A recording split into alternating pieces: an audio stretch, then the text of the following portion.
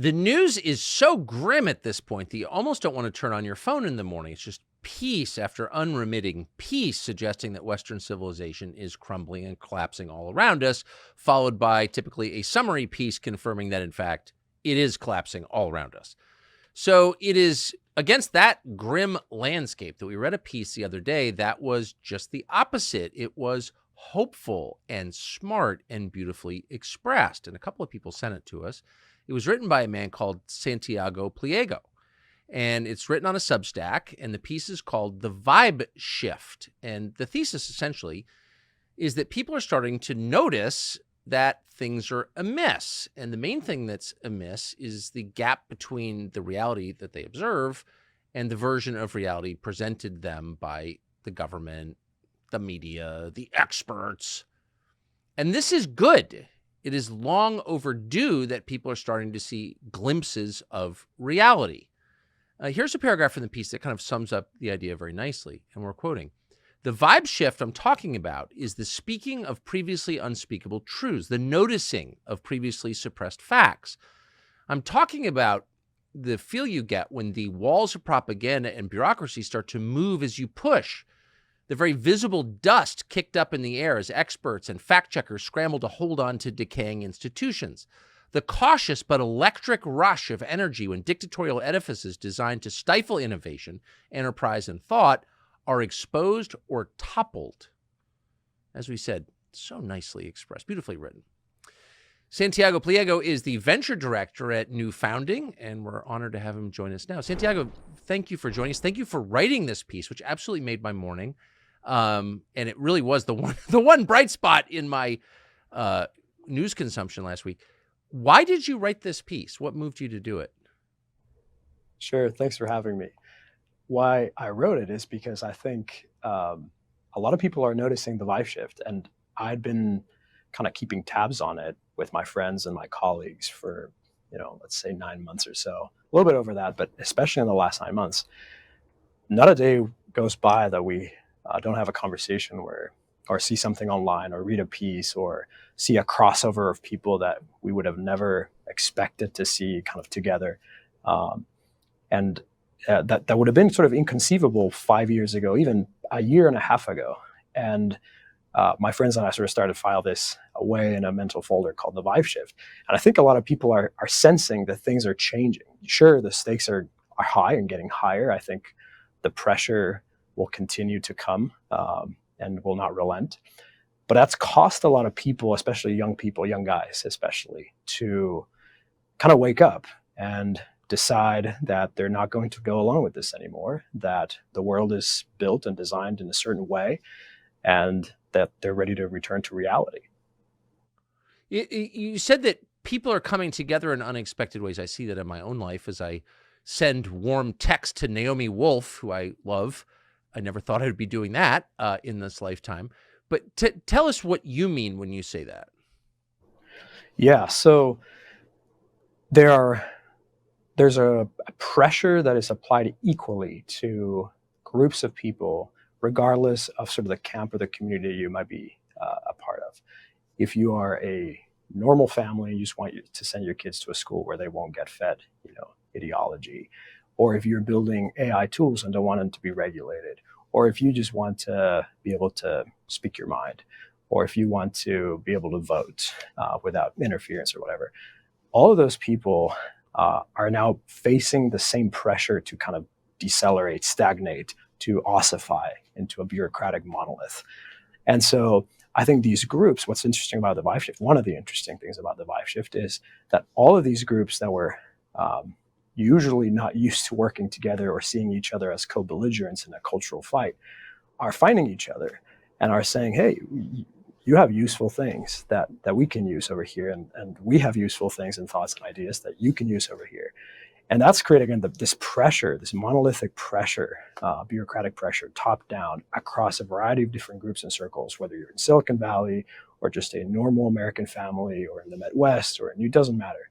Everybody is facing this kind of existential pressure. And that's costing a lot of these groups to look for co-belligerents, to look for allies. And that's creating really interesting crossovers, people that you would not think would be working together or reading each other or boosting each other's content or interacting with one another are all of a sudden coming together in ways that are exciting.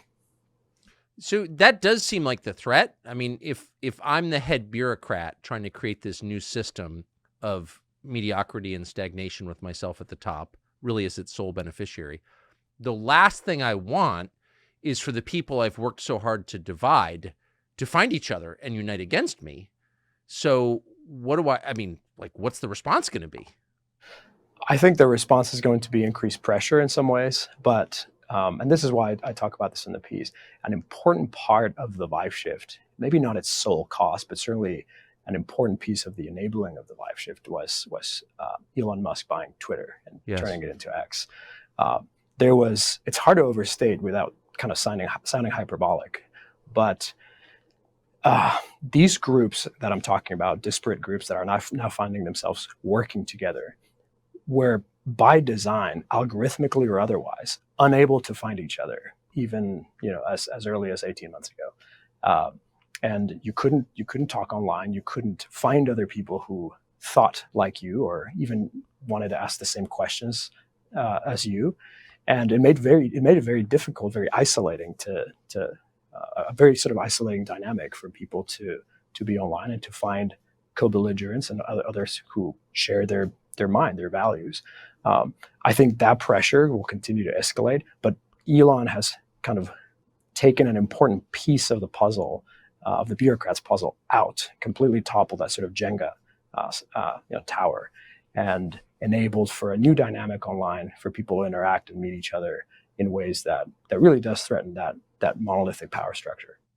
So you make it sound so simple, and maybe it is. So all you needed to do as an individual was to notice the distance between what they were telling you and what was clearly true. And then you just needed a place to talk to other people who noticed the same thing. There is something simple about it, yes. I think it's precisely because it was so simple that there was so much pressure exerted on certainly Twitter, but other tools that are still under the regime control. And I think it's why Musk coming in, gutting 90% of X, and restoring it kind of in a path towards truth and a free speech, that a relatively simple act. It was not a simple act; it was a takeover. But a relatively simple, singular act unlocks a mass amount of opportunity across communities, across people to communicate, and interact, and organize, again, in ways that were just not allowed 18 months ago, algorithmically, policy-wise, or a variety of different other ways.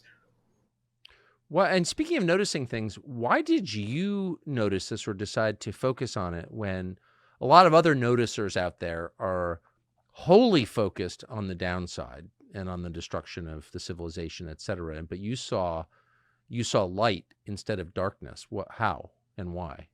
The how and why is, this is my job. This is what we do at New Founding. So we help the builders that want to build a positive alternative vision for the country. These are people who are building new companies, new institutions, who want to work with each other, who want to kind of craft a new path forward.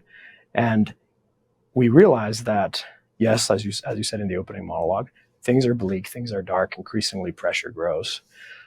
But we needed a positive vision, and people are drawn to a positive vision. It's important to know the stakes of the game. It's important to know that things are challenging and difficult, but people are drawn and rally around a positive vision. And I started to notice, as my job as an investor backing different people and companies, I started to notice that young guys in particular were done pretending. They were done pretending with kind of the lies of liberal modernity, and they were crafting or charting a different course. These young guys in particular are building cool companies that we wanted to invest in, or we were interacting with by virtue of the circles that I'm in, startups and such. But there was something very distinct about this new kind of founder. If your listeners or you, if I say, imagine a startup founder in the 2010s in Silicon Valley. Well, you think of a geeky guy, maybe weighs 150 pounds, who's building some kind of productivity tool.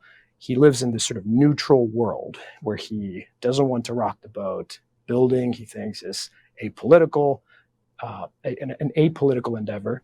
And he wants to keep his head down because he wants to go public at some point and make hundreds of millions of dollars. So why rock the boat, right?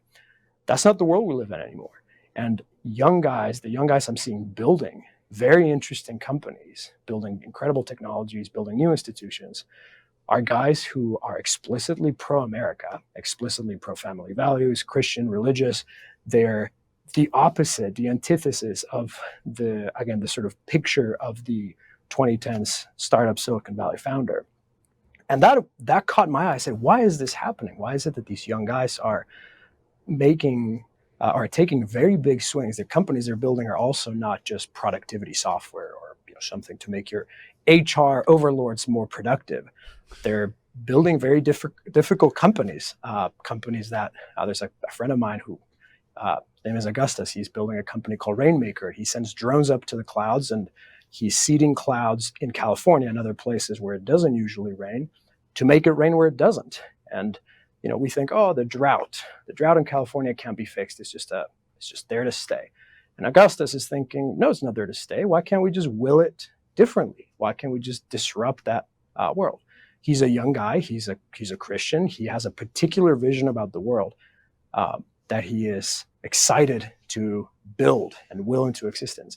And so by virtue of spending time with these guys, and my job is to kind of pay attention to where the builders are going, I started to notice.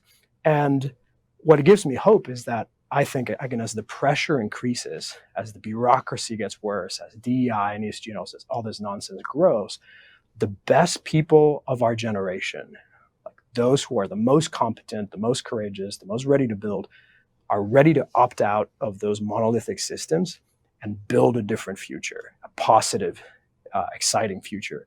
And those are the people that I'm paying attention, and those are the people that I want to help. So it sounds like you're in a good mood most days. Yes, definitely in a good mood. And don't get me wrong, I know how it is out there. But as I say in the piece, the Vive Shift is looking at the world around us, refusing to take the black pill, and choosing to build instead. That's an important piece of the Vive Shift. And yes, it puts me in a good mood when I see other guys building great, positive things. Amazing. I mean, I have to say, we're talking off air. I'm on the more anti-technology Ted Kaczynski wing of things, but it was the technology that allowed me to read this. And I think you were saying you put this up on a Substack with no subscribers? No subscribers. Yeah, I pitched it to another publication, and they didn't have the bandwidth to run it. So I literally just open a new Substack, hit publish. I spent a couple of hours writing this piece. I didn't want it to go to waste. And then, let it sit for a bit, and then you reached out. Amazing. But yes, the point here with technology and how I see it being useful, again, generally, I'm cautious. I'm very excited about technology, but I do think there's a moral component. I don't see technology or building companies as an apolitical or neutral endeavor. I think there's nothing more political than building a large company or a disruptive technology. But especially in times like this, where institutions think about it this way. Harvard has been around for almost 400 years. Google, almost a $2 trillion market cap. Both seemingly institutions that are here to stay permanently, forever. They're never going away, right? And yet, in the last few months, Harvard has been toppling and shaking, with the Claudine Gay and all the great work that Chris Rufo did, and then Google with the recent shenanigans with Google Gemini. These, again, seemingly permanent, immovable sort of institutions are now up for grabs, and the spaces they dominate, I think, are up for grabs over the next decade, if not sooner. And so the right guys building the right companies, the right guys building the right institutions, the right ambitious, excellent institutions grounded in reality, the right technologies, can really disrupt. There's a once-in-a-lifetime opportunity now to disrupt the status quo. I think of technology as a non-coercive lever. It's about building the future. You have a vision of the future that you want to will into existence. You get a bunch of guys together, you raise some capital, and you say, let's build a different, better future. And right now, there are categories, critical categories in our society that are up for grabs. And we want the right guys to build and disrupt those. Amazing. Well, thank you for reminding us of that, particularly those of us with dark Scandinavian souls, that not all is lost and that God's at work too, and good things happen as well as bad, and that the future is not settled. So thank you. And your piece did all of that for me. Thanks. Great to meet you. Absolutely. Thank you for reading. Great to meet you. Hey, it's Tucker Carlson. The internet is crowded with interesting things that don't really matter. On TCN, we attempt to bring you interesting things that actually do matter, and a lot of them. Interviews, long form and short, videos, documentaries. You can find all of it on tuckercarlson.com, and we hope you will. Free speech is bigger than any one person or any one organization. Societies are defined by what they will not permit. What we're watching is the total inversion of virtue.